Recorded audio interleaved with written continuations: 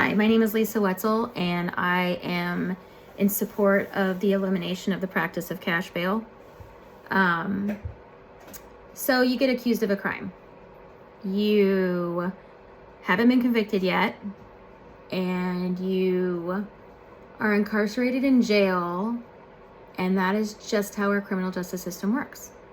And you're incarcerated in jail not because you're dangerous or that you've committed a violent crime against another human being, but because you can't afford to post bail. You don't have enough money in your checking account. Your crime is that you're poor. Now imagine that someone else in that same jail commits that same crime that you have and walks away that same day because they have money in their checking account. This seems very unfair and unjust and unconstitutional. According to a book titled Punishing Poverty, How Bail and Pretrial Detention Fuel Inequalities in the Criminal Justice System, I cite this in my reference list below. In 1964, the U.S. Attorney General Robert Kennedy testified before the U.S. Senate to advocate for the reform of the bail system in the U.S. He began his remark by saying, quote, "The rich man and the poor man do not receive equal justice in our courts. And in no area is this more evident than in the matter of bail. At any given time in the U.S., nearly 500,000 people are locked up while they await trial. According to an article from the Stanford Review in February 2023, 81% of the 547,000 people in local jails nationwide are awaiting the ultimate disposition of their cases. Anyone who cannot afford bail will remain incarcerated throughout their legal proceedings against them, which can last months and years. Not because a judge thinks they're dangerous, but simply because they can't pay bail. We're not talking about convicted criminals here. We're talking about people who are presumed innocent. Innocent until proven guilty, right? We're talking about people that have not gone to trial yet. And I want to make sure I say that because, as Sarah Zampirin wrote, it's really not about innocent until proven guilty. It's innocence until proven poor in this respect with cash bail. Sarah is a senior staff attorney for the Southern Poverty Law Center, and she states the profit motive that permeates many of our local justice systems means that cash is the ticket out of the criminal justice system for the wealthy, and those who do not have money remain stuck in its talons. I agree with her. Meanwhile, the bail bond industry, yes, it's an industry. It's a corporation. It makes money. And the profits to the tune of over $1.3 billion a year. These are the bail bond industry. Thankfully, here in Oregon, we don't use private bail bondsmen. I think that the bail system goes through the courts directly. But even our cash bail system in Oregon, they've still put a price on freedom. Like, you still have to pay a security, I think is what they call it. And according to the Hamilton Project, the private bail bond industry has been a key part of the pretrial justice system since the early 1900s. And today it constitutes an economically significant industry.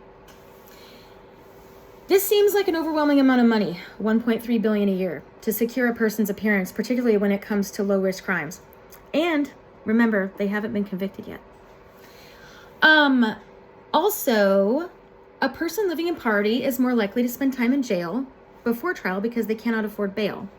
And sometimes they end up taking a plea deal with a longer sentence, is unable to access diversion or other programs that would help them avoid criminal charges because the fees that are required, gets appointed counsel who is overworked and underfunded, and is then assessed additional fees to pay for that representation.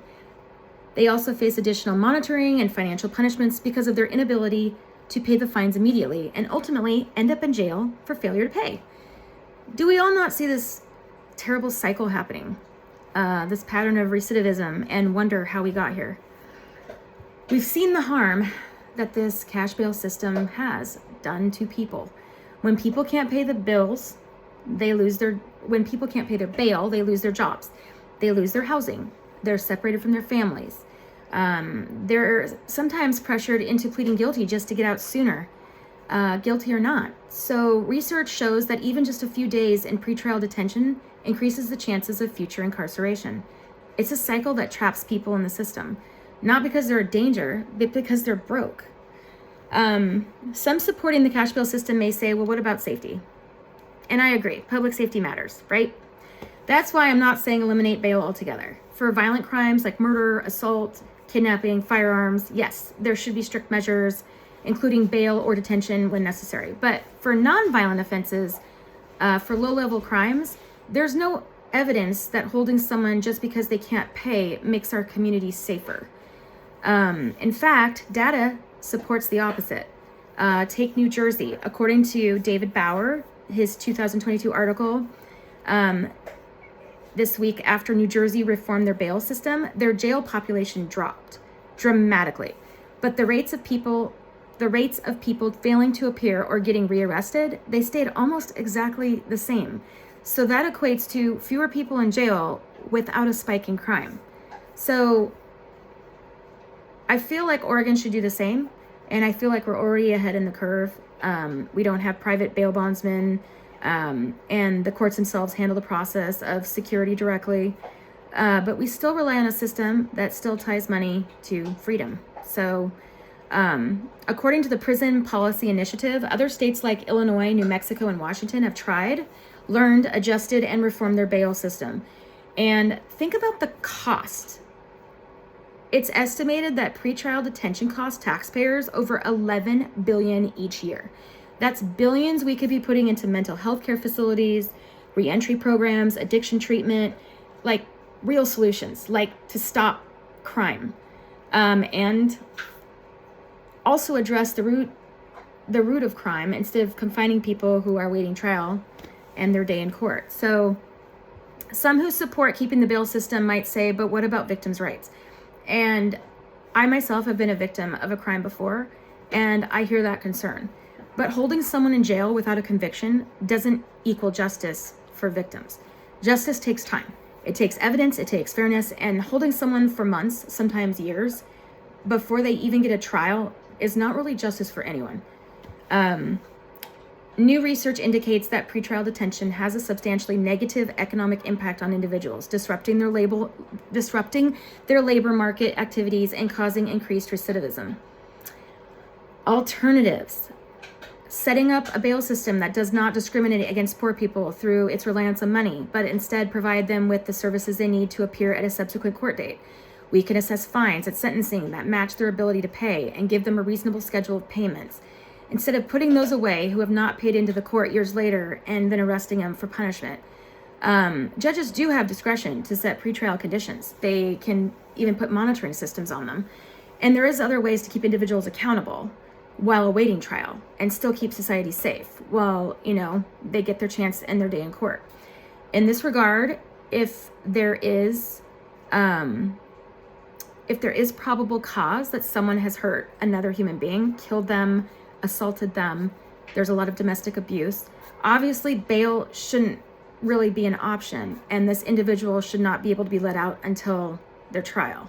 So I do believe that we should abolish the bail system, but I do feel like we need to still implement some stricter measures for more violent crimes. And that is where I will stand for now. Thank you. Bye.